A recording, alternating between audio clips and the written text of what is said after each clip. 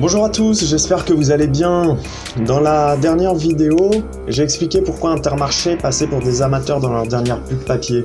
On a vu la différence avec Burger King et je vous ai présenté une notion de graphisme très importante mais que très peu de gens connaissent, le grid typographique.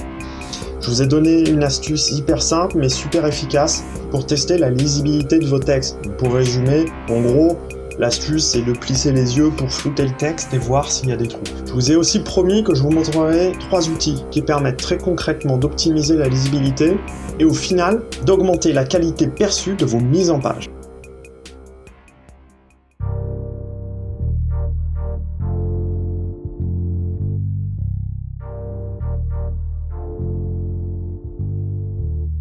Voilà, là on est dans InDesign et j'ai un bloc de texte. Je vais cliquer dessus et je vais activer la justification à gauche. Je vais provoquer une situation un petit peu problématique où je vais réduire mon bloc de texte et je vais même aller jusqu'à désactiver la césure. Là, on s'aperçoit qu'on a clairement des gros trous sur certaines lignes et au contraire, on a des lignes où c'est ultra dense comme ici. Donc là, même pas besoin de faire l'astuce où je plisse les yeux pour voir le gris moyen, c'est plus qu'évident. Donc là, je vais vous montrer le premier outil qui se situe ici et qui s'appelle justification. Quand vous cliquez là-dessus, vous avez là une fenêtre qui vous permet de régler différentes choses. L'intermot, c'est-à-dire l'espace entre les mots, l'interlettrage, l'espace entre les lettres, et la mise à l'échelle du glyphe. En gros, c'est la largeur en pourcentage de chaque caractère.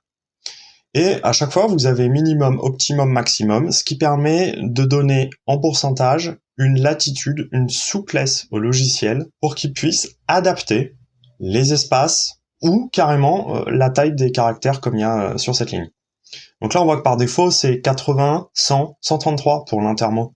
Ça correspond justement à ces super trous qui sont ici. Ça, c'est des trous de 133%, donc en fait, c'est beaucoup trop. Alors, il n'y a pas de recette parfaite pour la justification, il n'y a pas de valeur type. Ça va dépendre de la taille de vos caractères, de la police, et aussi de la largeur de vos blocs.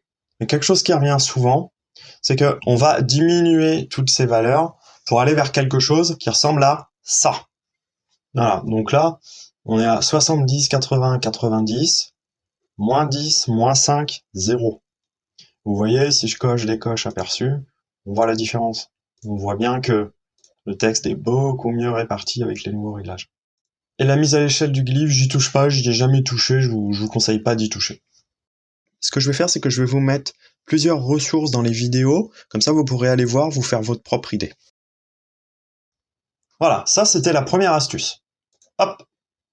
Maintenant, deuxième chose, on peut s'apercevoir qu'une fois qu'on a réglé la justification, on a ce qu'on appelle des mots orphelins. Vous voyez, ça va être ce type de choses là, le 24 heures, le rendu, inclusif, qui sont seuls sur une ligne. Ça, c'est pas très très beau.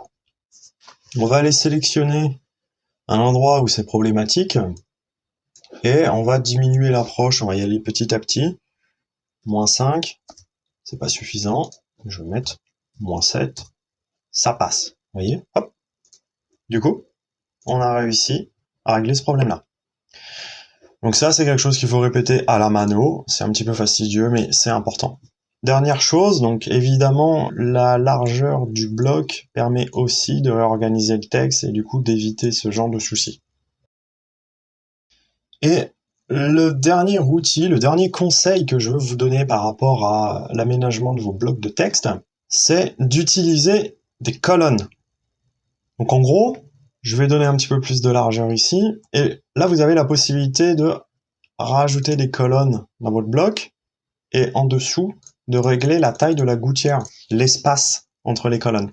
Je vous montre ça pour que vous remarquiez qu'un texte qui est réparti dans des colonnes prend beaucoup moins de place, et est beaucoup plus compact, beaucoup plus facile à lire aussi, par rapport à un bloc en pleine largeur. Vous voyez, petite astuce en passant, si vous double-cliquez ici, hop, vous ajustez la taille de votre bloc à votre texte. On voit clairement que le bloc prend beaucoup moins de place maintenant que ce qu'on avait avant. Donc, pour récapituler, on a vu 3 choses. La justification, le réglage de l'approche et la disposition en colonne. Alors, une fois qu'on a tout modifié, le mieux, c'est de l'enregistrer en tant que style de paragraphe. Voilà, comme ça on pourra appliquer ces réglages à n'importe quel bloc de texte en un clic. D'ailleurs, à ce propos, je sais que les styles de paragraphes et de caractères, c'est quelque chose que beaucoup de pros utilisent un peu à l'arrache, voire pas du tout, alors que c'est super puissant.